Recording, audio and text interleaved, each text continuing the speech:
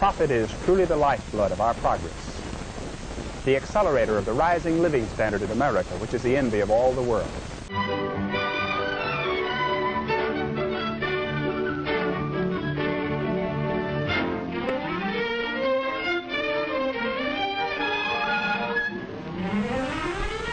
For today's topic, let's join now a group of young people at the National Education Program Workshop in Searcy, Arkansas. At the classroom lectern is Dr. Clifton L. Ganus, Jr., noted young historian. Perhaps a number of you can recall the children's fable of the goose that laid the golden eggs.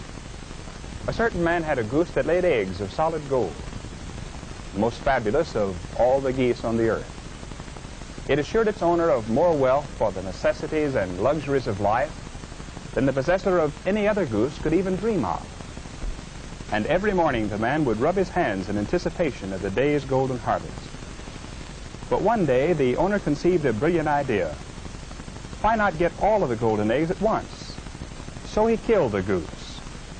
But alas, he found only a few half-developed eggs, and the source of his steady stream of daily riches was destroyed.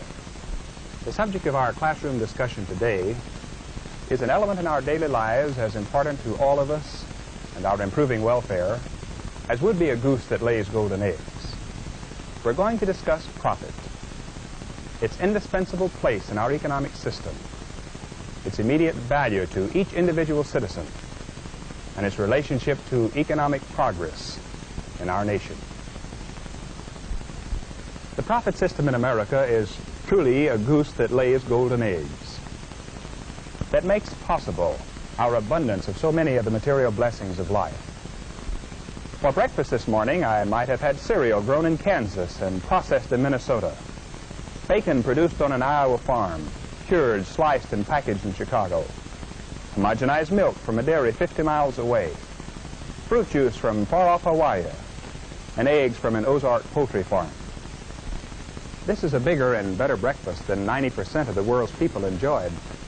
And yet you students know that a professor's salary doesn't rank high on the economic ladder.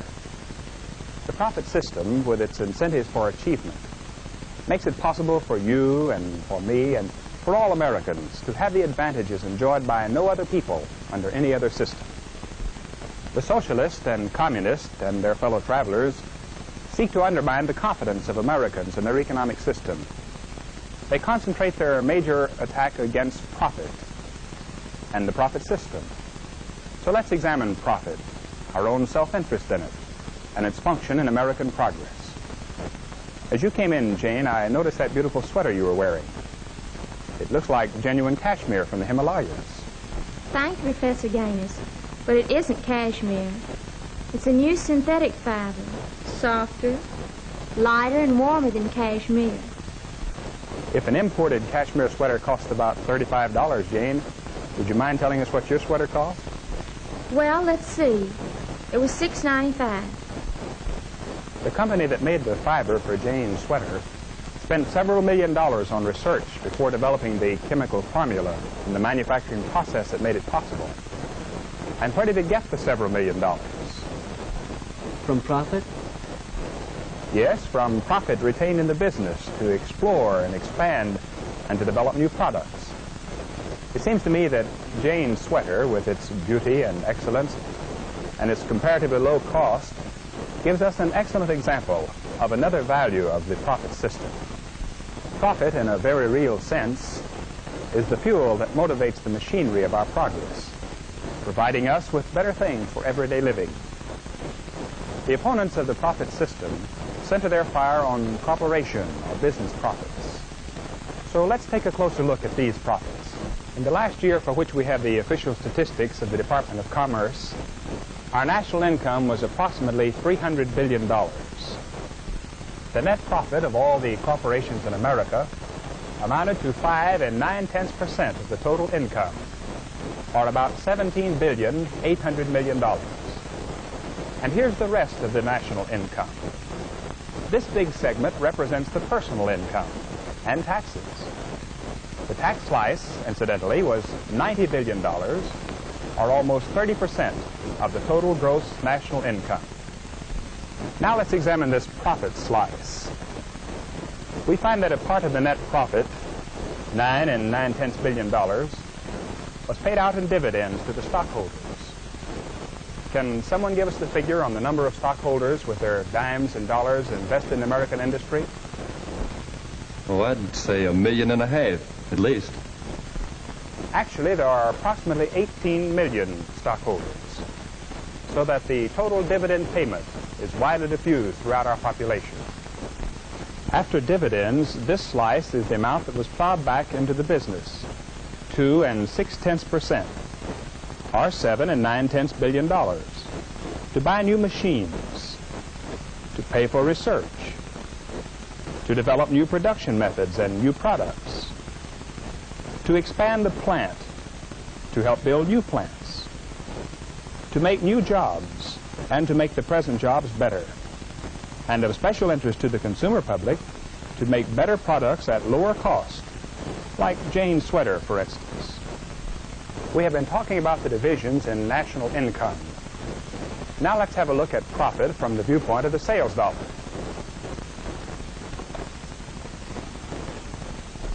In the last year, for which we have official figures, the annual sales of all the corporations in America totaled $508.52 billion.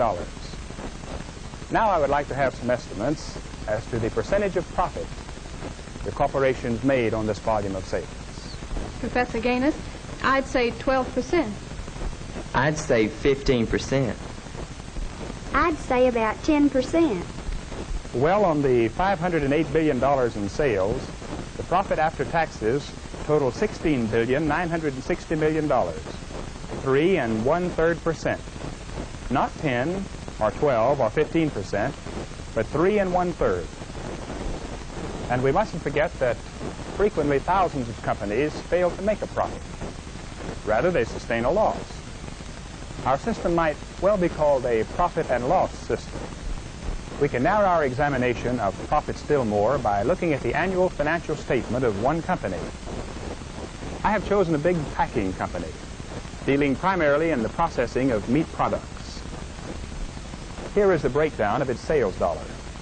This big slice, 73 2/10 cents out of each sales dollar, was paid out by the company for raw materials, beef cattle, hogs, sheep, and so forth.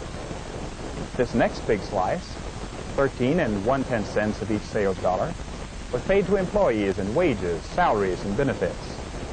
Shipping costs amounted to 6/10 cents. Supplies, chemicals, packaging, and so forth cost the company 5 cents on each dollar. 1 3/10 cents were nipped out by taxes.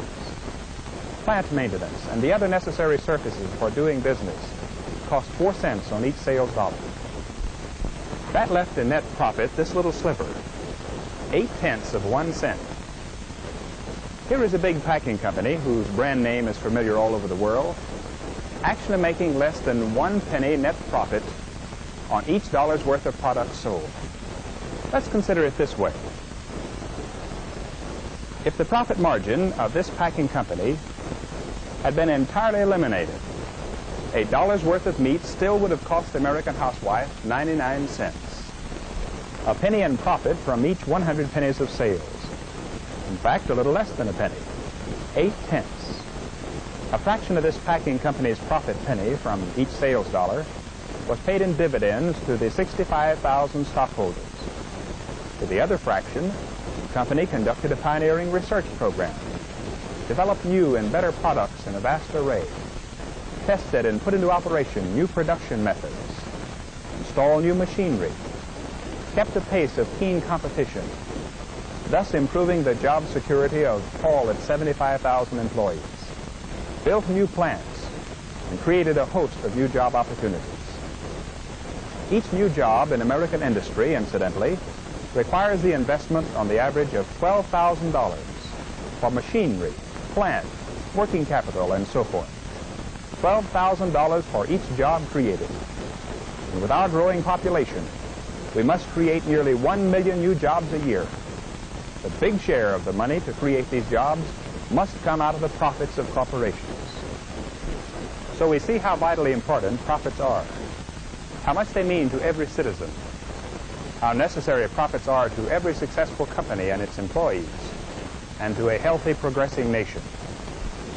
We have learned that corporation profits, on the average, are a great deal smaller than most people believe, that the profit dollars are the profit pennies, work in marvelous ways to produce material blessings for all Americans.